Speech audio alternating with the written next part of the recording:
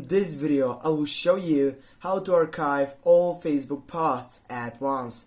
Firstly, when you get up into that fiction, you need to open up your side section on your three dots on your right upper side, and then you need to go for the second selection, settings, in which you're going to choose up between all these setups.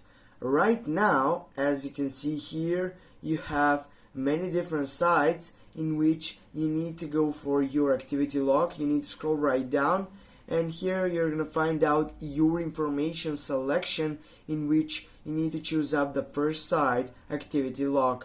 Click on that site, and right over here, guys, as you can see, here it is, the main point of this site.